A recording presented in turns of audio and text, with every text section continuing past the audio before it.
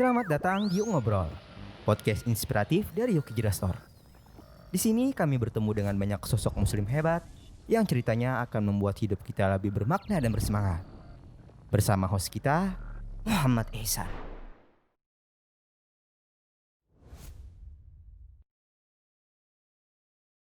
Bismillah, Assalamualaikum warahmatullahi wabarakatuh. Alhamdulillah, sebuah kehormatan hari ini kita berjumpa dengan sahabat lama. Karena alhamdulillah dulu kita sempat bertemu dengan orang yang satu ini dan sekarang prestasinya luar biasa dan hari ini kita akan berkenalan dengan beliau. Oke, kita langsung aja. Oke Siap. Nama lengkap. Ya, nama lengkap Adam Nugraha Wiradana. Masya Allah. Jadi Adam ini adalah sahabat lama. Dulu kita sempat diskusi ringan. Jadi pertemuan pertama itu saat tuh anak kerja di Koperasi Syariah Rahmah. Yes. Jadi Koperasi Syariah Rahmah diskusi tentang riba dan akhirnya kami berlanjut di kampus Bina Banua lah. Ya, di Masya kantin. Allah. Jadi di kampus Bina Banua itu ada kantin kecil. Jadi situ ada diskusi. Kita sering ngobrol juga dengan Bapak Akbar. Ya. Betul lah Bapak Akbar. Oke, ini saya bacakan dulu autobiografi beliau. SMP Negeri 3 Banjarmasin, SMA Negeri 3 Banjarmasin, S1 jurusan Administrasi Bisnis Bina Banua, S2 jurusan Hukum Ekonomi Syariah. Ya. Kalau nggak salah, lagi tesis. Ya, pasca sarjana UIN Antasari. Kalau ada salah lah. Nah, ini jabatan-jabatan nanti kita akan kupas ya. Jadi kita akan kupas. Jadi beliau pernah bekerja sebagai dosen di Setia Bina Banua. Kemudian pernah bekerja ketua kampus Sopi. Nah, ini perlu dikupasnya lah. Direktur Pinbuk Banjarmasin, kemudian direktur di pusat KUD. KUD ini apa? Koperasi Unit Desa. Koperasi Unit Desa Kalimantan Selatan. Nah, yang terakhir nih, founder dan CEO Warko, Koperasi Warko Digital Nusantara. Nah, nanti di akhir acara kita akan kupas seperti apa sih Warko, tujuannya apa Warko, dan bagaimana ke depan sebagai seorang pengusaha kita menghadapi tantangan-tantangan di era globalisasi sekarang. Oke ya, karena ada bercerita nih. Jadi podcast kita saat ini adalah tentang ngalor ngidul ya. Ngalor ngidul. Jadi kededa apa ya? Kededa hal yang kita tuju, tapi yang pasti adalah kita ingin memberikan gambaran kepada audiens di Yoki Jira Store bahwa kita akan terus melakukan podcast yang bermanfaat.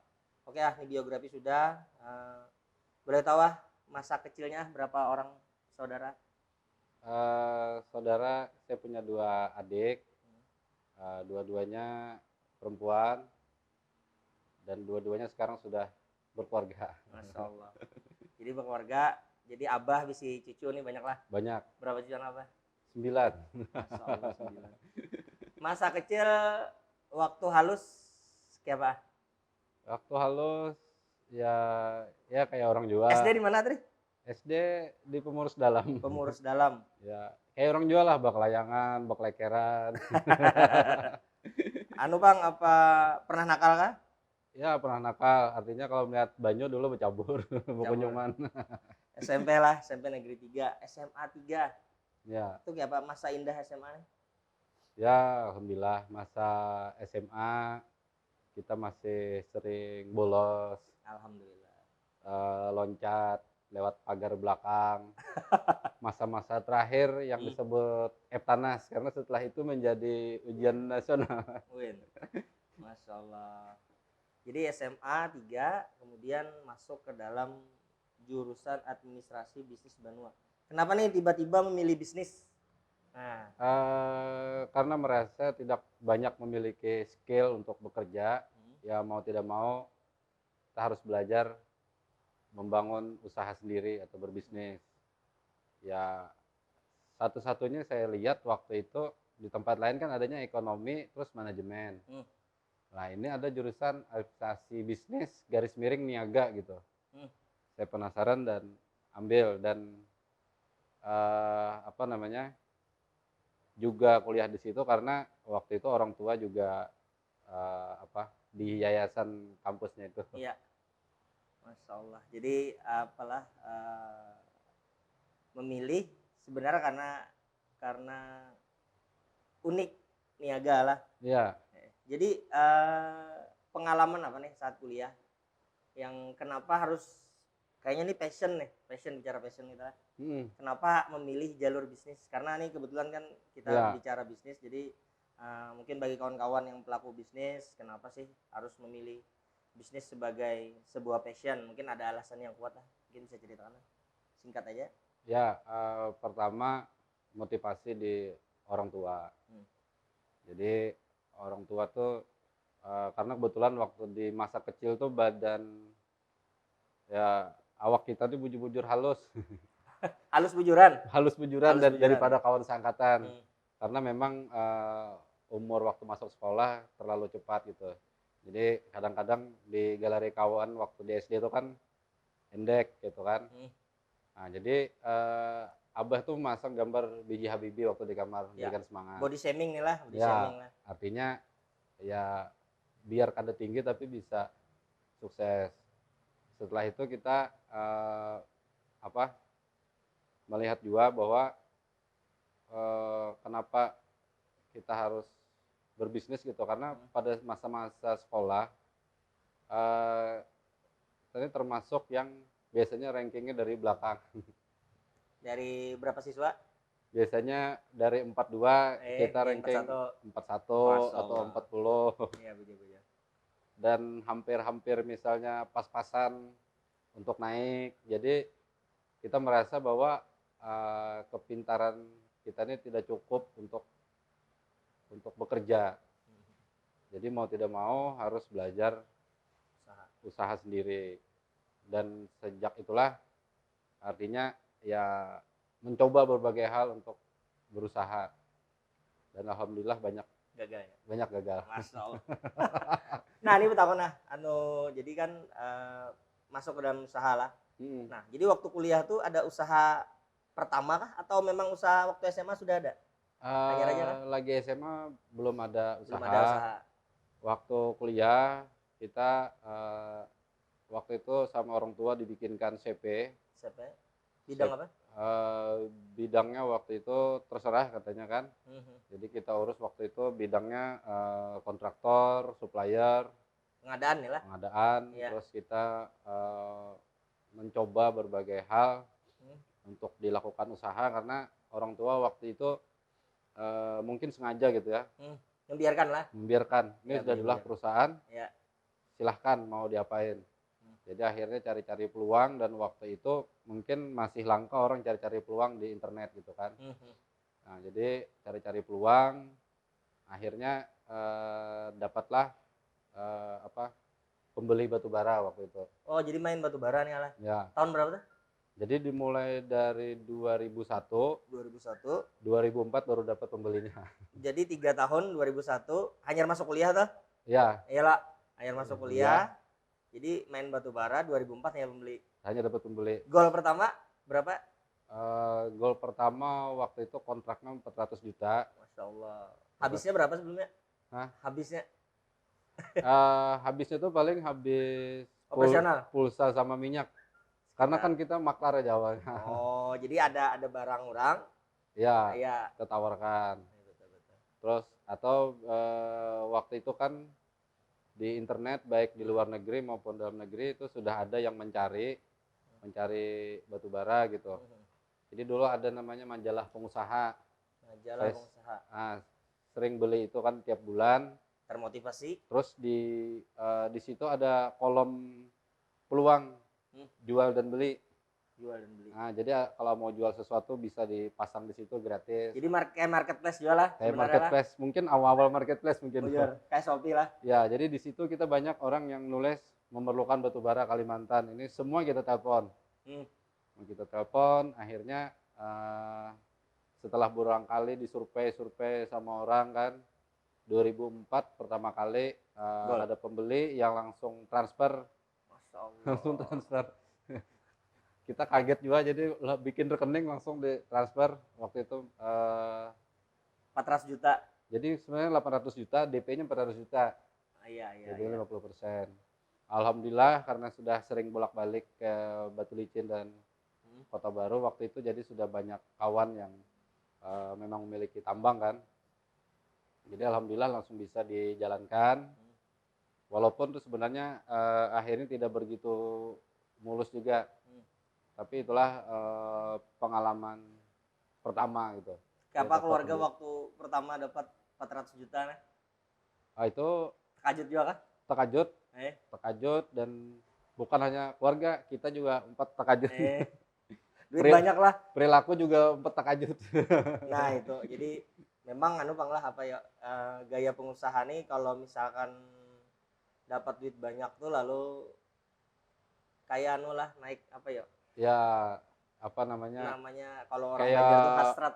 Kayak warik turun ke kacang. Iya benar. Jadi mulai nukar ini lah. Tapi antum kada tertarik? Waktu itu umur masih berapa ya? Jadi 2001 tuh berarti kuliah 19, artinya 20-an lah. 20-an. 20-an. Kita belum mengerti yang namanya berinvestasi. Jadi belum mengerti. Jadi ya waktu itu ya habis-habis untuk hura-hura anak muda lah. Jadi itu yang waktu itu mama bilang, seandainya Ikam nukar rumah sederhana di zaman itu berapa biji Ikam kau nukar aja? Iya benar. Harga waktu itu mungkin sekitar 25 juta. 25 jutaan aja. Berarti kalau kita anggap aja 100 juta berarti dapat 4 rumah. Iya. Masya Allah. Habis itu 2004. Nah, ada lah biasanya nih lah kebiasaan pengusaha nih bermain bank. Dulu main bank. Dulu sempat mau bermain tapi tidak berhasil. Pernah dulu ikut namanya Entrepreneur University. Ya. EU. Ya. Jadi kan waktu itu ada seminarnya Pak Purdi Chandra. Iya. Itu modal nekat beliau lah. Ya, dan itu juga ikut membangkitkan lagi gitu.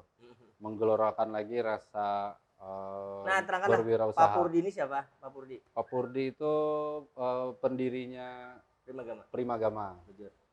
Dan juga Entrepreneur University. Iya. Nah waktu itu kita tertarik ikut. Terus ada kelasnya setelah itu. Itu di mana tuh? Di Jawa kan? Di Banjar. Lah. Banjar, ikut kelasnya 2 kali. Tapi karena waktu itu kada berduit. Masuk kah? Bayar pendaftaran? Iya, kalau kada salah waktu itu sekitar 1 juta atau 2 juta. Cuma pas lagi kondisi kada berduit, 2 kali turun, udah kada bisa lagi. Karena enak melanjutkan ke step berikutnya lah. Karena belum bayar. Oh, jadi pertama dikira kau aja bayar lah. Ya, coba aja dulu turun yang kan. Penting semangat dulu lah. Ya, dan masih dibolehkan lah. Nah, waktu itu ada pengajarnya, kita lupa namanya, yang dari Bandung. Macam-macam trik lah untuk dapat modal dari bank. Waktu termasuk itu kartu kredit lah. Kartu kredit waktu itu dilajari. Iyalah. Artinya pulang dari sini ada berapa bank yang dilewati, ajukan aja kartu kredit. Ya Anda lakukan. Tapi Bang apa aja dulu? Tapi ditolak sama bank. Bank. Mungkin karena kurang apalah? Kurang mungkin lah, kurang kan gaya lah. Dilajari waktu itu kan ada yang di Bandung. Iya. Dia punya warung. Tapi dia namanya kalau kada salah Risa Mart gitu kan. Iya. Jadi kalau setiap mengangkat telepon, halo Risa Mart, selamat siang, nih bisa dibantu. Iya. Nah, kalau telepon anak kan yang di rumah mengangkat mama di rumah lah. Mama di rumah. Siapa Ikam? Jangan tuh anakku. Jadi betul. tidak berhasil membuat kartu kredit. Ya. Waktu itu ya akhirnya cuman jadi pikiran aja memulah, tapi kada terulah-ulah. Untuk kartu kredit akhirnya ya tidak jadi masuk. Jadi di bank-bank tertentu ditolak lah. Ditolak. Jadi ya akhirnya kita tidak mengambil langkah ke sana. Mau tapi gagal. Alhamdulillah. Jadi sebenarnya ada pelajaran hidup Allah. Jadi kalau kita gagal tuh kayaknya sebenarnya maknanya tersirat setelah terjadi, baru sadar bahwa oh semalam alhamdulillah nih aku kada berhasil. Kalau berhasil kayaknya terjerat ribanya mungkin luar biasa. Jadi rajanya riba mungkin. Nah nih jadi waktu kuliahan lah 2001 berarti lah. Ya, lulusnya 2008 jadi lulus 7 tahun sama. Sama, karena memang biasanya kuliahan, begawi lah atau berusaha tuh biasanya apa ya lah, mindsetnya itu malas untuk belajar. Biasanya lah, Ya, artinya ya. fokusnya karena terbelah tadi, Mm. mungkin lah. Nah, waktu kuliahan tuh ada idola kah usaha, pelaku usaha mungkin kayak Pak Purdi kan idola lah dulu lah. Selain Pak Purdi nih, siapa kira-kira? Waktu itu kita melihat ada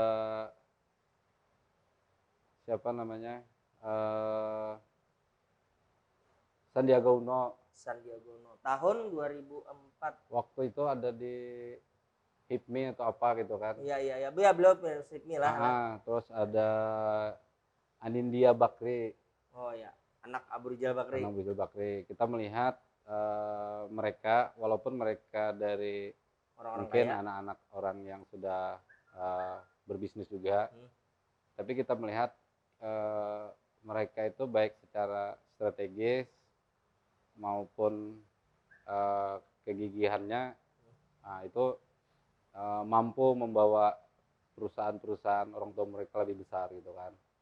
Salah satunya kita melihat di situ gitu. Tadi pernah lihat apa sih biografinya Pak Sandiaga Uno tuh. Jadi beliau tuh pernah bangkrut di tahun 2001 lah. Ya, ya. Jadi cerita sedih juga sih. Jadi beliau itu ternyata beli popok minta mama. Ya. Beli popok anak minta mama. Jadi bangun sama perusahaan. Nah, jadi waktu itu cerita singkat sih, Pak Sandiaga Uno tuh kan setelah gagal di Singapura lah, Ya. kemudian bangun di Indonesia bersama teman-teman SMA. Nah, jadi pelajaran banyak di situ bahwa sebenarnya berkolaborasi itu sangat penting, karena mungkin kita jatuh, tapi kalau kita lihat pengalaman-pengalaman teman-teman, pengalaman-pengalaman di manapun orang-orang yang berhasil, biasanya itu menambah kekuatan kita lah untuk menghadapi suasana yang kita pernah mengalami kegagalannya. Nah itu idola lah. Jadi pas Sandiaga Uno, Anindya Bakri. Nah kemudian lulus kuliah, cita-citanya apa setelah lulus kuliah, harapannya? Jadi setelah lulus kuliah itu kita melalui banyak hal juga. Jadi sebenarnya cita-cita kan tapi jelas juga. Iya. Mau apa, tapi waktu itu mencoba kembali ke kontraktor. Waktu itu melalui pekerjaan elektrikal, dan ada asosiasi baru namanya waktu itu Aklindo. Jadi kalau listrik itu asosiasinya namanya AKLI. Asosiasi Kontraktor Listrik Indonesia. Oh iya, itu kantornya di kilometer 6 lain lah. Sekarang di kilometer 6, dulu di Cempaka. Oh, di Cempaka. Nah, waktu itu ada yang barunya namanya Aklindo. Terus di Kota Madia kita awalnya cuma ingin ikut agar bisa punya perusahaan listrik gitu kan, kontraktor listrik. Tapi malah diangkat waktu itu jadi sekretaris dan sampai menggantikan ketuanya, akhirnya malah jadi ketua di situ. Masya Allah. Padahal mencapai listrik aja takutan. Timbulan lah peperan di situ lah, malah jadi ketua lah. Ya di situ akhirnya kita mencoba menjalankan bisnis kontraktor elektrikal, memasang trafo. Berapa tahun? Itu lumayan tuh, sekitar 3-4 tahun. 3-4 tahun. Tapi untuk berjuang sampai izin keluar itu 2 tahunan. 2 tahun. Oh jadi waktu gabung izin belum keluar? Izin belum keluar. Dan karena jadi ketua Aklindo inilah yang merasa berbesar hati lah, koyo lah ibaratnya, koyo. Jadi dan merasa mungkin kurang puas kalau hanya proyek-proyek yang ada di sini. Lalu keluar. Jadi kita mencari keluar, berbekal sebagai ketua asosiasi. Iya. Waktu itu akhirnya dapat proyek, ketemulah dengan berbagai orang, dapat proyek untuk membangun 1000 BTS. 1000 BTS di Kalimantan. Yang utamanya di Kalimantan. Iya. Dan Indonesia Timur. Tapi proyek itu sudah ada yang mau pakai, salah satu provider, tapi pembiayaannya belum ada. lalu akhirnya kita dan pemberi proyek itu sama-sama mencari dananya. Dan waktu itu masih belum ngerti riba juga. Akhirnya utang ke bank. Akhirnya kita mencari hutang waktu itu dengan nilai 100 juta US dollar. 100 juta US dollar, 1,5 M lah kurang lebih lah. 1,2 T waktu itu. 1,2 T, Masya Allah. Jadi carinya itu ke Singapura. Singapura, bikin perusahaan di Singapura, sister company. Jadi di Singapura itu waktu itu cukup 16 juta rupiah, kita bisa bikin perusahaan sebagai orang asing di sana. Dengan kantornya virtual office dicarikan oleh notaris. Jadi rencananya perusahaan itu buat minjam uang di Singapura. Itu aja. Ya. Jadi kayak bikin kantoran, di kantor. setting. Enggak. Kada di setting emang adalah. Jadi memang kada. Karena Kada. virtual. Virtual. Jadi memang kantornya di Indonesia. Jadi kalau di Singapura tuh kalau ditelepon perusahaan ini ya Pak Adam mana lagi keluar ke Indonesia.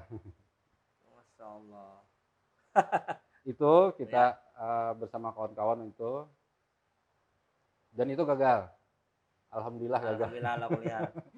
Kalau waktu itu stres kita gagal, iya. karena untuk menuju sampai ke sana banyak 1,2 T lah. Iya, 1,2 T.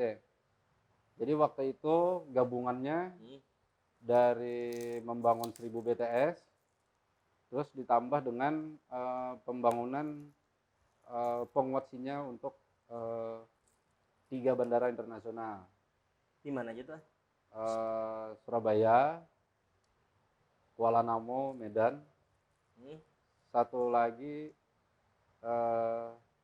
saya lupa satunya. Jadi ada 3 itu yang nilainya juga besar. Dan satu lagi trading batubara dari Samarinda ke Shanghai. Masya Allah. Dari dana tadi. Iya. Kalau seadanya itu berhasil. cair.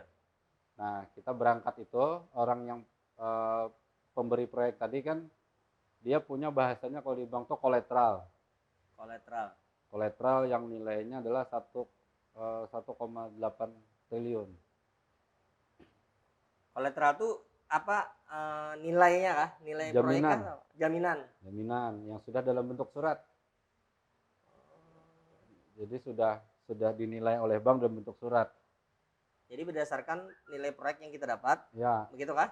Agar jadi sebuah aset yang itu bisa digunakan untuk. Ya, jadi harus ada pekerjaan, harus ada kolateral. Jadi kenapa waktu mau ambil Singapura? Karena bank di Indonesia waktu itu rate bunganya adalah 12%. Ya, kalau di Singapura murah. Di Singapura 2%. Nah, 2%. Ya, itu biasanya. Bahkan itu 2%-nya aja dibayar tiap tahun. Pokoknya tidak usah dibayar sampai 10 tahun. Itulah banyak pengusaha-pengusaha bikin perusahaan di Singapura lah. Di Singapura. Jadi anak sendiri sempat bikin. Dengan itu tahun berapa tuh? 2000. Yang di Singapura berarti sudah lulus kuliah atau masih kuliah? Sudah lulus. Sudah lulus lah. Berarti di atas 2008 lah. Ya. Nah, menuju itu berurusan bolak-balik Jakarta, tinggal di Jakarta. Sampai rental mobil bayar bulanan di Jakarta. Masya Allah. Singapura beberapa kali bayar di Singapura, bayar tiketnya ke Singapura, itu lumayan banyak habis tuh. Jadi lumayan bikin kecewa, bahkan sampai minjam lagi ke orang tua, ke saudara, ke kawan. Habis-habisan. Ya, karena bayangan mau dapat duit besar nih lah, triliun. Nilainya triliunan. Triliun, walaupun bukan langsung dikantongi, tapi kita yang menguasai gitu kan. Iya. Akhirnya itu gagal ya, kita berpikir waktu itu ya kesal gitu, tapi ternyata itu adalah jalan dari Allah untuk menyelamatkan. Masya Allah. Karena ya bayangkan tuh riba segitu. Tuh membayarinya kayak apa lah? Apa takut lah, waktu itu menikah lah sudah, waktu apa? Iya sudah. Sudah menikah. Sudah beranak kah? Istri lah itu hamil. Istri lagi hamil lah. Lagi hamil. Menikah tahun Menikah tahun 2011. 2011. Berarti sudah lulus salah. Sudah lulus. 2011 masih enggak itulah. Bangkrutnya di tahun Itu belum ada sukses, jadi bangkrut terus. bangkrut terus. Jadi sukses Membayari utangnya kayak gitu. Membayangkannya nih. itu dibantu orang tua, Eh. dibantu ading-ading. Jadi total 1,2 T. Enggak, satu nomor itu kada Eh, pernah dijulung iya. oleh bank Bang namanya. berapa ngembari waktu itu dari Singapura? Tidak ada. Tidak ada. Itu tidak berhasil, bank tidak menjulung. Oh. Jadi Jadi anggaplah habisnya itu adalah perjalanan dari Banjarmasin dari lah Jakarta lah. Jakarta, Habis itu berurusan Singapura, Jakarta, Singapura, hidup ya, di Jakarta pulang. hidup di Jakarta, dan itu ada kerasaan. Iya, bujur biaya hidupnya luar biasa. Sehari itu habis bisa 1 sampai 2 juta. Hampir tiap hari meeting ke kafe, Iya, kafe ya kan? Jakarta lagi lah. minum kopi apa. Iya. Termasuk ada kawan di Jakarta yang akhirnya membantu kita juga, banyak habis juga. La haula wala quwata illa billah. Tapi karena kita ya melihat ambisi tadi dan mengesampingkan hal-hal lain gitu kan. Akhirnya sampai satu titik tadi itu juga tidak pernah berhasil. Kita kembali ke Banjar. Waktu itu yang bikin keputusan bahwa ternyata bahwa ini tidak benar dan kita kada berangkat lagi pada saat anak lahir. Anak pertama. Anak pertama. Anak pertama. Jadi menetap akhirnya di Banjarmasin. Ya. Bangun dari tidurnya tuh Ya. Ini kan terpuruk nih. Iyalah. Ya. Nah, apa tipsnya nih maksudnya dari yang bangkrut kita kemudian kita bangkit lagi itu apa itu alasannya jadinya tiba-tiba bangun usaha yang kedua nih apa setelah itu? Pertama memang ya tidak bisa dipungkiri ya kalau kita menghadapi satu masalah, satu kegagalan itu pasti ada perasaan kecewa, sedih, marah. Ya di Perasaan awal menyesal ada kenapa sampai sejauh ini. Padahal kalau santai di sini. Jadi kawan kita yang sama-sama membangun asosiasi Aklindo itu sama-sama bikin perusahaan juga. Sampai sekarang dia masih di bisnis listrik. Alhamdulillah udah sukses benar. Ya jalan hidupnya lah. Ya.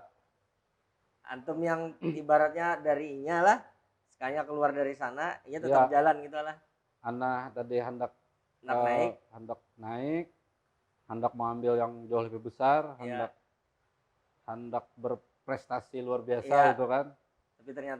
Tapi ternyata Allah menentukan lain dan ya ternyata alhamdulillah juga seandainya dapat uang itu gitu kan, dapat mungkin sampai sekarang masih menjalani riba. Mungkin gitu ya. Jadi alhamdulillah terlepas dari itu kita ketemuan tahun 2014 lah. 2014. Jadi antum nelpon Koperasi Rahmah. Ya, ini dari dulu adalah karyawan di Koperasi Rahmah, jadi bagian pemasaran lah, marketing. Jadi setiap kali ada orang yang mau diskusi tentang riba, biasanya si pemasaran turun duluan. Nah, jadi Ana waktu itu ditelepon oleh Mas Adam lalu meluncurlah ke Jalan Tanam Pramuka. Nah, jadi ketemuan di sana di rumah beliau, diskusi ringan berlanjut sampai ke kemana? Ke kampus. Jadi beliau juga dosen di sana. Nah, ini kayak itu kegagalan lah. Apakah pengaruh Abah ini memiliki peranan penting kah dalam hidup antum? Penting banget. Apa? Ceritakan Mas tentang sosok Sidin. Pertama, Abah ini selalu mendukung apa aja yang mau dilakukan. Jadi ini sosok utama nih lah. Dalam perjalanan hidup. Mendukung. Terus yang kedua juga selalu mengingatkan. Ini pada posisi apa gitu kan. Dan Abah itu kada pernah meragukan apa yang bakal kita lakukan. Tapi kalau Sidin melihat ada kejanggalan, Sidin selalu mengingatkan. Tanpa merendahkan atau tanpa misalnya kenapa kan bisnis ini kada pernah Sidin. Jadi dibiarkan Sidin lah. Ya, terus yang kedua kita melihat Abah ini karena beliau juga dulu aktif di dunia usaha, jadi Sekarang masih gak Abah di Yayasan Bina Banua? sekarang Abah di Yayasan Bina Banua sudah kada aktif lagi. Sekarang Sidin ngajarnya di Universitas Nahdlatul Ulama. Nahdlatul Ulama di Pal 12. Pal 12. Jadi rektor di situ. Masya Allah. Nah, jadi dari Abah ini kita melihat pergaulan Sidin, cara Sidin bergaul, kadang-kadang secara kada sadar itu yang tak umpati, contoh gitu. Nah, jadi mungkin dicontohkan. Pertama kali datang ke toko Yukijira Store, Bapak Abah ini diskusi, jadi diskusi tentang akidah. Juga beliau selalu mencari buku itu yang rumit, Ya. Nah, ini ciri khas Sidin. Jadi Sidin mengatakan gini, kalau ada buku Ustadz Ustadz Abdul Hakim, beliau favorit beliau salah satunya. Jadi tolong kasih kabar. Nah, jadi bermodal itulah. Jadi kenapa di toko Yukijira Store itu ada buku Ustadz Abdul Hakim. Jadi beliau mungkin bagi saya pribadi bagi anda pribadi itu beliau tuh tokoh kritis lah. Jadi pandangan-pandangan tajam beliau maupun tentang Islam itu bagi kita yang kaula muda kayaknya perlu mempelajari dari orang beliau. Nah, ini pandangan. Nah, sekarang nih yang lagi antum geluti nih dari berbagai usaha. Ana ada baca nih Warko. Nah, ini terangkan lah. Jadi Warko itu apa, visinya apa, kegiatannya apa, dan benefit buat masyarakatnya itu kayak apa? Mungkin bisa jelaskan. Ya, jadi Warko ini singkatan dari warung kios toko. Warung kios toko. Berdiri jadi, tahun? Idenya tercetus kurang lebih di akhir-akhir 2019. 2019. Oh, berarti 1 tahun dah lah. Kurang lebih lah 1 tahun lah. Terus waktu itu kita dari rasa empati melihat warung-warung dengan hadirnya retail modern gitu. Iya, biasanya ada ya perusahaan I lah sama A. Ya. Iyalah, bila ada I ada A, kiri kanannya habis lah. Jadi biasanya lah menurut riset kita lupa yang riset siapa, tapi ada di internet. Setiap hadir satu retail itu berpotensi mematikan 20 warung tradisional. Masya Allah. Jadi Ana bersama sahabat Ana nih,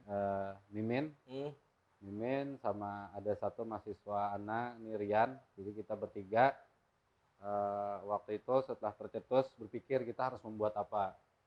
Jadi kita melihat berbagai model bisnis yang bisa membantu warung dengan teknologi. Akhirnya kita memilih ada satu yang sangat unik, dan kebetulan waktu itu juga kita ada calon buyer ya dari Korea yang waktu itu bilang kooperatif. Dalam hati anak kooperatif itu kan kerjasama gitu ya. Kooperatif. Ternyata yang dia maksudnya adalah koperasi. Kooperatif. Jadi apa nih lah kooperatif lah, kata kerja nih lah. Iyalah, ini kan badan usaha beda nih. Di kampus Ana itu ada 3 yang ahli di koperasi ini. Ada Pak Yahya. Ini tokoh koperasi di Kalsel. Beliau ketua koperasi pegawai negeri GKPRI, Gabungan Koperasi Pegawai Negeri. Masih ada beliau saat ini? Masih hidup, dan beliau sama-sama pendiri kampus sama Abah. Bina Banua. Terus ada Pak Widarto dan Pak Rijalul. Ini dosen yang ngajar koperasi, dan kebetulan beliau tuh Pak Rijalul ketua Dekopin Kalsel. Apa itu Dekopin? Dewan Koperasi Indonesia. Dewan Koperasi Indonesia lah. Dan Pak Widarto sekretaris Dekopin. Jadi langsung kami ilangi untuk menyampaikan minta saran dan masukan sekaligus. Anda tadi lah masukan gagasan lah. Yang maksudnya orang Korea tadi. Iya. Sampai ke kantor Dekopin. Ternyata di situ juga kantornya Puskut Kalsel. Pusat Koperasi Unit Desa. Pusat Koperasi Unit Desa. Jadi Puskut itu di mana tuh? Di belakang kantor wali kota tuh jalan apa ya namanya?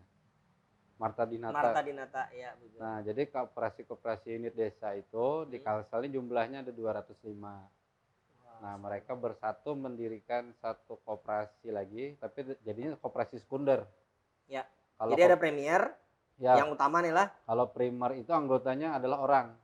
Kalau sekunder anggotanya adalah koperasi. Koperasi di bawahnya. Ya, Oh, iya. tapi iya. dia badan hukumnya koperasi juga. Iya, iya, Tapi iya. anggotanya adalah koperasi.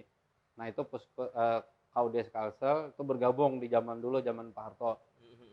Namanya Puskut. Nah, ini kebetulan Pak Rijalul itu juga ketua Puskut. Jadi hari itu kita sampaikan apa maksud kita untuk pembeli Korea, malah kita diangkat jadi direktur Puskut. Hari itu juga keluar SK. Anu nih lah, ini ketemu anu nih apa? Karena baru hari itu Isinya mungkin nih pas lah.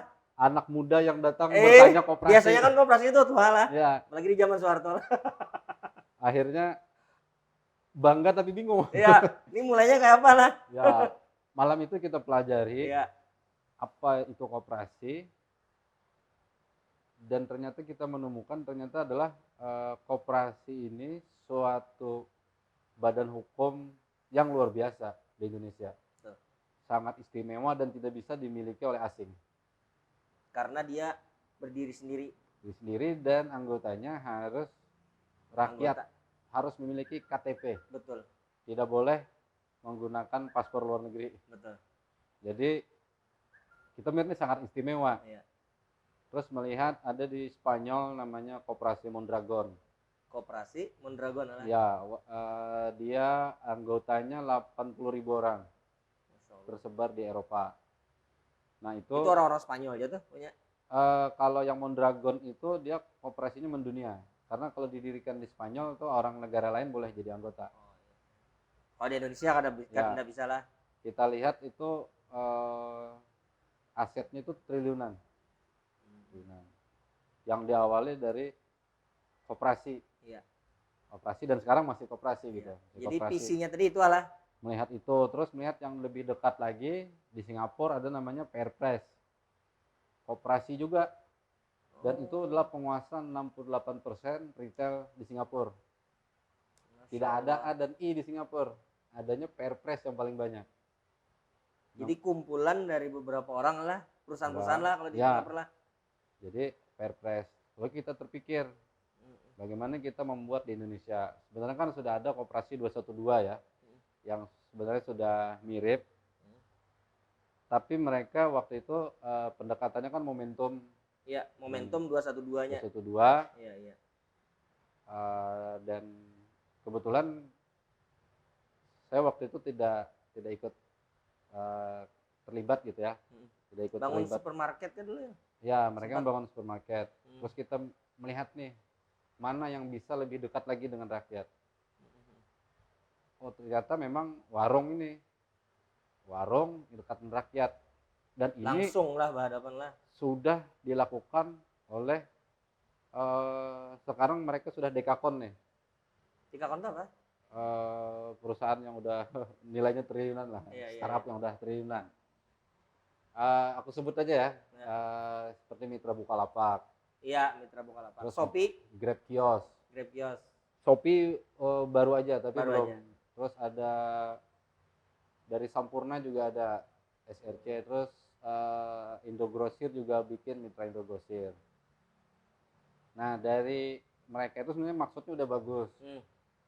Tapi kita melihat ada satu kekurangan. Di situ ada gap antara warung dan masyarakat milenial. Ya. Ada gap. Masyarakat milenial ini kan udah terbiasa berbelanja online dan berbelanja di retail modern. Ya. Bayarnya tinggal scan, tinggal gesek gitu kan. Sedangkan di warung masih cara konvensional. Sampai ada anekdot. Pas gajian belanja borong di A dan E. Ya. Akhir bulan berhutang di warung. Nah, kita memiliki mimpi, kita ingin nanti pada saat gajian masyarakat tuh memborong di warung, khususnya warung tetangga. Iya. Tetangga. Untuk gap tadi bisa ada jembatannya, perlu satu teknologi yang diinginkan oleh si market milenial nih lah. Yang bisa digunakan oleh market milenial. Iya.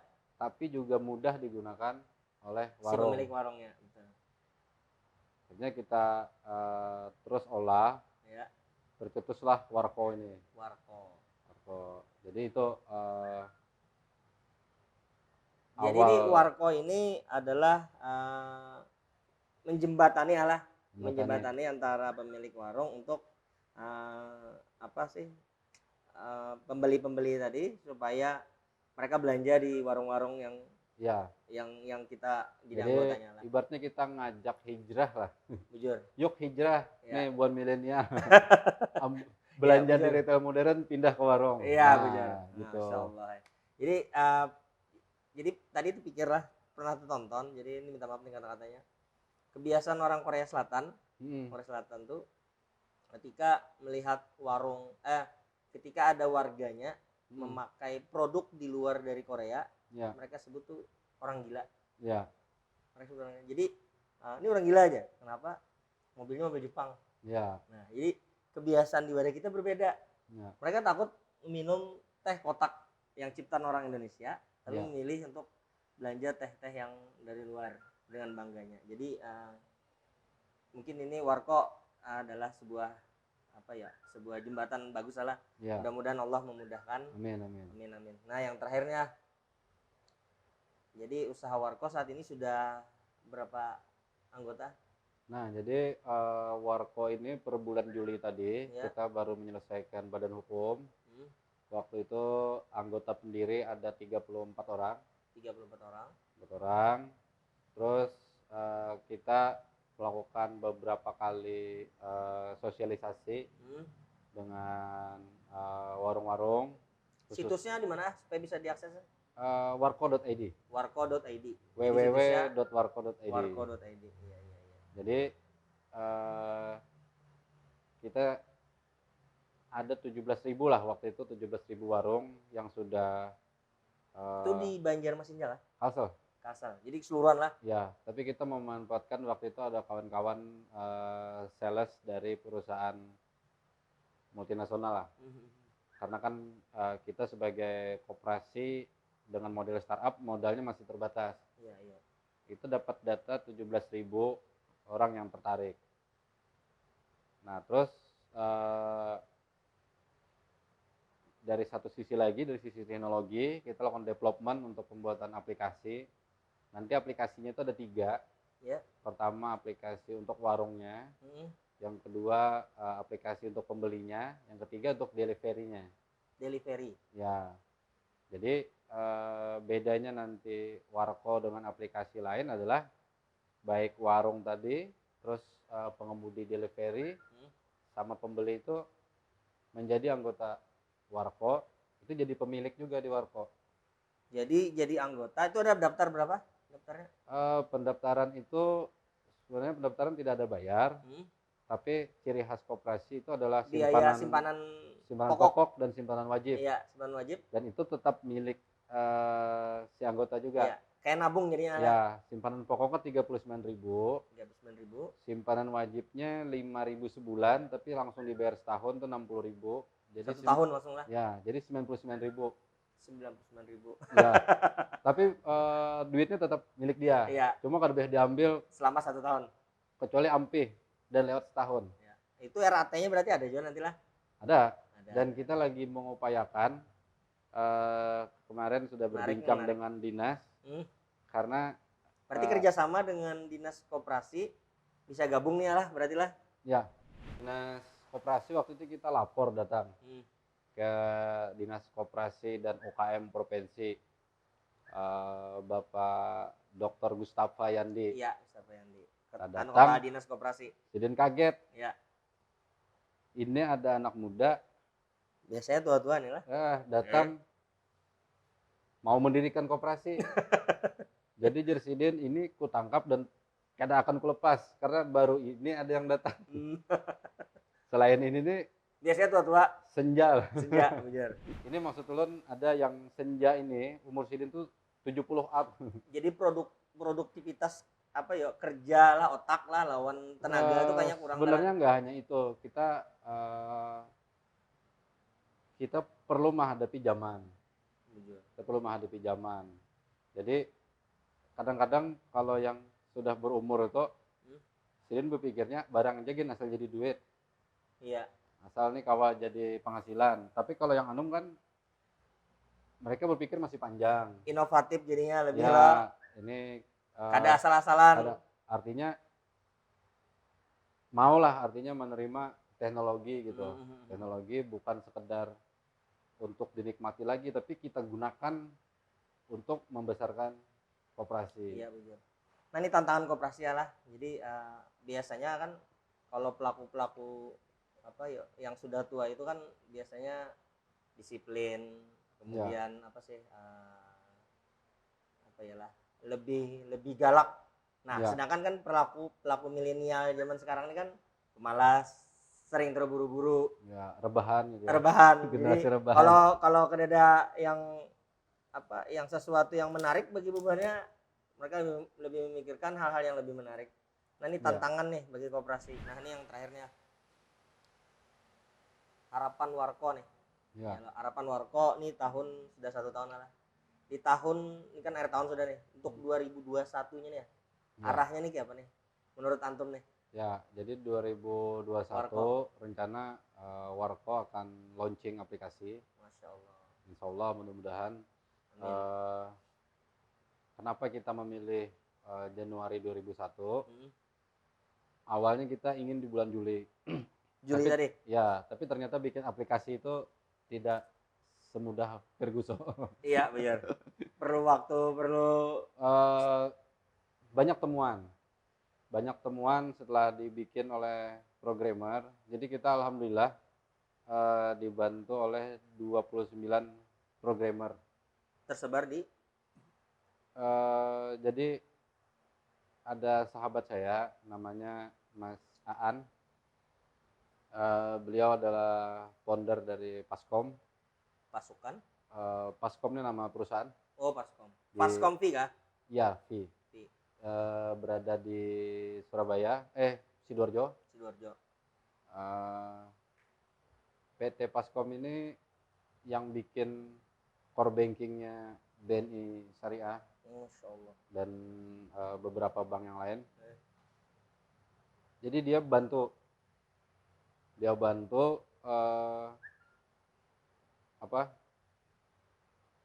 programmernya untuk merealisasikan aplikasi Warko ini. Jadi alhamdulillah, terus juga kita dibantu kawan-kawan yang tergabung di Startup Borneo Foundation. Itu ada beberapa kawan-kawan juga, baik programmer sama desainer. Nah, cuma kan hampir semuanya belum paham tentang koperasi. Betul. Begitu dengar koperasi dipikir simpan pinjam. Iya. Nah, ini yang mesti di edukasi ya lah. Edukasi. Jadi Paskom inilah yang akhirnya bantu kita memberikan manpowernya untuk develop aplikasi Warko. Alhamdulillah ini terus berjalan. Nah ini mau akhir tahun ini, tapi kita berpikir ini belum siap lah. Pilkada. Oh iya. Nanti kita launching Warko, orang ingatnya pencoblosan. Iya benar. Jadi ya lihat momentumnya juga ya. Lihat jadi kalau setelah Pilkada kan, ini kita sudah selesai itu. Kalau itu kita biar hingar-bingar, orang masih ingatnya masih Pilkada. Ya, jadi kita setelah itu rencananya. Nah, jadi rencana kita di 2021 itulah. 2021 ini sudah kita siapkan anggota di awal ini yang sudah dari 17.000 tadi, yang kita kurasi itu ada 1.800. Jadi bagi warung-warung yang hendak mendaftar tadi di warko.id. Warko.id. Di situ nanti bisa baca penjelasan Warko dan ada link pendaftarannya. Masya Allah. Jadi ini adalah cara cerdas membela negara ya. Iyalah. Dan di sini saya ingin yang kawan-kawan sering bicara ya, ini negara demokrasi, ini negara demokrasi. Sekarang saya sudah membuktikan kita membangun bersama kawan-kawan, inilah demokrasi ekonomi. Betul. Saya yang sering lihat kawan-kawan yang bicara ini negara demokrasi, mereka ekonominya kapitalis. Pakaiannya kapitalis. Pakaiannya kapitalis, cara kerjanya kapitalis. Iya betul. Berbisnisnya kapitalis. Nah sekarang inilah bisnis demokrasi ekonomi. di mana setiap orang, baik yang bermodal sedikit sama yang banyak, memiliki hak suara yang sama. Di mana ini satu bisnis bisa mengayomi banyak orang, bukan dikuasai segelintir orang.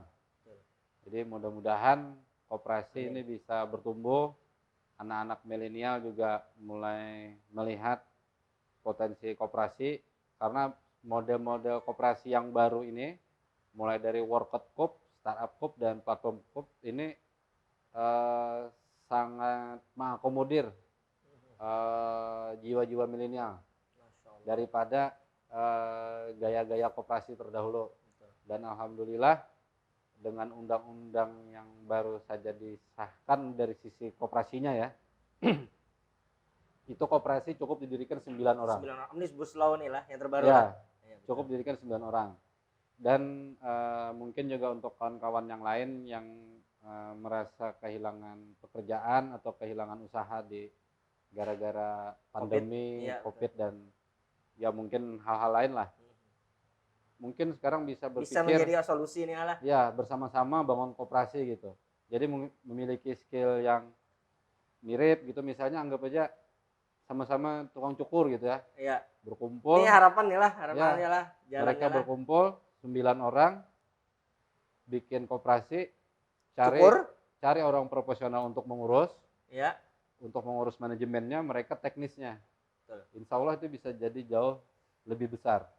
Daripada nanti bangun sendiri, habis modal bangkrut lagi. Ya. Belum lagi kecapean karena punya pekerjaan lain lah. Ya, kalau itu kan nanti bisa dipikirkan bersama kan. Bikin bersama, makin banyak orangnya, makin banyak otaknya yang memikirkan. Ini bertakon nih, Warko nih kan ada simpanan pokok, simpanan wajib. Nah, ada simpanan sukarela. Ya. Nah, simpanan sukarela ini bisa lah kada pemilik warung berinvestasi di situ, bisa lah. Simpanan sukarela ini di Warko kita ada sebut sebagai untuk deposit. Berapa itu? Warung untuk belanja itu nilainya bebas. Jadi dengan misalnya kita anggota koperasi dengan kartunya tadi lah. Itu jadi saldo untuk belanja. Mantap nah. Terus simpanan sukarela ini kita pecah beberapa nih. Iya, nominalnya berapa aja? Enggak, ada beberapa jenis. Macam-macam. Dan ulun kemarin request sama Pak Teten Masuki, Menteri Koperasi. Masya Allah. Mudah-mudahan. Ya, antum ketemu sama dia di foto adalah. Beliau masih ingat ya. Terus sama Pak Yandi juga sama di Dinas Koperasi kan. Bisa nggak kata-kata sukarela ini itu diganti gitu? Jadi apa?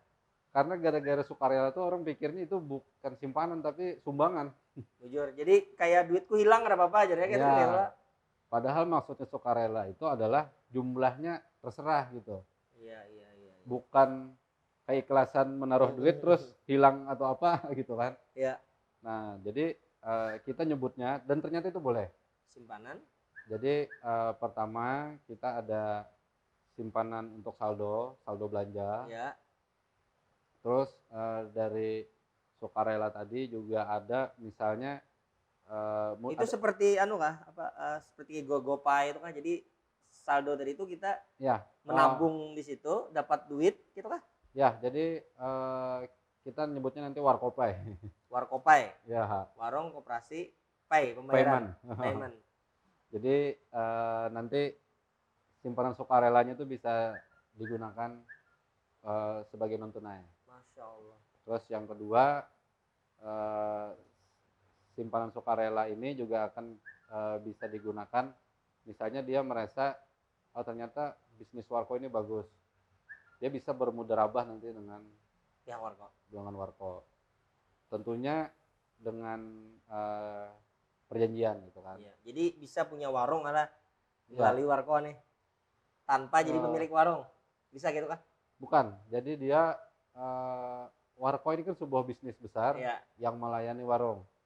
Ya, jadi bisnis besar Warko inilah yang dia bermudharabahnya.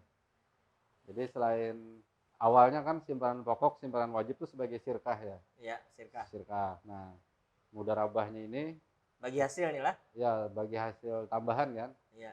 Kan dari sirkah tadi juga dapat DRAT kan, dapat SAO ya. SAO. Nah, ini Misalnya dia mau meningkatkan SHU-nya, Hmm? dia bisa menambah mudharabah Masya Allah. dengan memodali warko. Karena warko saya sudah beberapa kali ikut kompetisi gitu ya, Hmm? kompetisi startup. Karena melihat modelnya adalah koperasi, kita sering tertolak. Betul. Karena tidak ada jalan bagi venture capital untuk memodali warko. Hmm. Anggap aja dia venture capital secara pribadi memodali warko, anggap aja 10 miliar. Hmm. Suara dia 10 miliar dengan yang 90 ribu sama. Betul. Pasti tidak ingin dia kan? Iya. Tidak ingin. Dan juga apa namanya? Dan kita juga tidak ingin minjam ke bank gitu kan. Nah, jadi murni kita berasal dari anggota kita. Iya.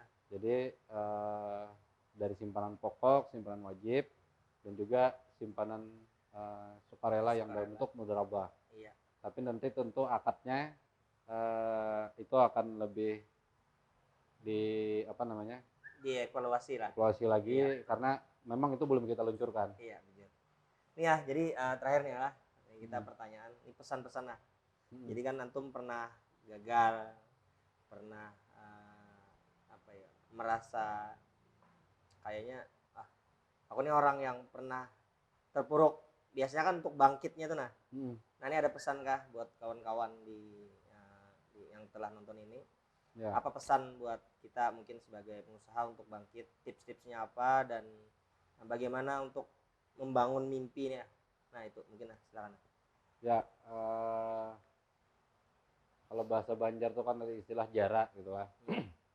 Begitu kita menghadapi suatu teranjah jarak. Tapi Ana ingat ada satu kawan sekarang tinggal di Samarinda, namanya Alex. Itu dia bilang kalau kita menghadapi masalah itu tabrak, itu solusinya gampang. Masalah tadi bisa dinaiki, bisa jalan samping. Artinya kita jangan berdiam di situ, apalagi kembali. Iya, jadi cari jalan lain bisa, Ya. naik bisa lah. Waktu itu dia nyebutkan udah lama. Iya. Tapi begitu kita menghadapi, ternyata itu kada gampang. Betul. Gampang. Secara teori ya lah. Ya, secara teori. Prakteknya ini berat. Gampang, karena di situ perasaan juga terbawa kan. Ya, nah, tapi kembali tadi, ya kalau kita memang ingin berwirausaha, jangan jarak. Karena pada saat menghadapi masalah itulah kita tahu apa yang harus dilakukan. Dan kita melihat banyak sekali melihat kawan-kawan yang sukses, rata-rata itu bukan karena IQ-nya, bukan karena kecerdasannya, tapi karena kegigihannya. Kegigihannya mucai kada jarak-jarak. Mucai kada jarak-jarak. Lalu ahli di bidang itu ya lah. Akhirnya dia ahli karena dia terus berada di situ. Artinya mungkin kayak antum ditakoni harga baju langsung ingat dah. Langsung ingat. Iya, betul lah. Kalau anak ditakoni kada tahu. Nakuni. Tapi kalau anak tahu koperasi kada tahu. Jadi belajar lagi. Artinya begitu kita menghadapi masalah, jawabannya bukan mundur. Jawabannya adalah cari solusi. Dan mencari solusi itu macam-macam, karena setiap masalah kan beda-beda. Ya, bisa naik adalah. Ya, kuncinya gigih ya. Gigih tadi, gigih menaiki, gigih jalan higa. Iya. Menaiki kada kawan jalan higa pulang. Ujar. Ditambus ke apa? Akhirnya ketemu jalannya. Akhirnya ketemu. Masya Dan Allah. itulah yang dipegang sekarang dan dilakukan sekarang. Itu artinya terus saja kita lakukan. Nah, Masya Allah. Jadi ini tips bagus. Jadi ini tadi pas buka-buka antum nih biografi, ada satu quotes menarik. Anda bacakanlah. Aku sekedar bisa menyumbangkan sekedar daripada badanku, daripada jiwaku, daripada keringatku yang doib yang kecil ini buat pembebasan tanah air Indonesia, buat nation building Indonesia, buat membentuk satu tanah air yang berisikan masyarakat adil dan makmur. Tapi aku minta padamu supaya engkau lebih besar daripada Bung Karno. Dan ini adalah perkataan Bung Karno yang menurut Ana nih luar biasa, karena satu kata-kata bisa membangkitkan Ya. mimpi kita lah, Ya. bahwa apa yang bisa kita perbuat buat negeri kita, buat lingkungan kecil kita. Mungkin kawan-kawan kan sudah merasa aku bahagia aja sudah. Mungkin ini sering terbesit bahwa kebahagiaan itu adalah dengan kita, tidak. Tapi kebahagiaan itu adalah bagaimana kita bisa berharga buat orang lain di sekitar kita, buat warung-warung kita, mungkin buat tetangga-tetangga kita yang saat ini mungkin yang sedang berjuang, ya. Mungkin ada mereka berjuang untuk menghidupi anak-anaknya, dan ini adalah kesempatan kita untuk bisa memberikan sumbangsi buat tetangga dan lingkungan sekitar kita. Oke, terima kasih buat kawan-kawan yang sahabat-sahabat hijrah yang telah nonton. Semoga Allah memudahkan langkah-langkah kita, dan podcast ini pertama kali kita lakukan, dan semoga next podcast berikutnya jangan lupa subscribe ya, dan jangan lupa untuk subscribe dan like, dan insya Allah kita akan berikan podcast-podcast yang menarik berikutnya. Kita tutup dengan kafaratul majelis. Subhanakallahumma bihamdik, asyhadu an la ilaha illa anta astaghfiruka wa atubu ilaik. Assalamualaikum warahmatullahi wabarakatuh. Assalamualaikum.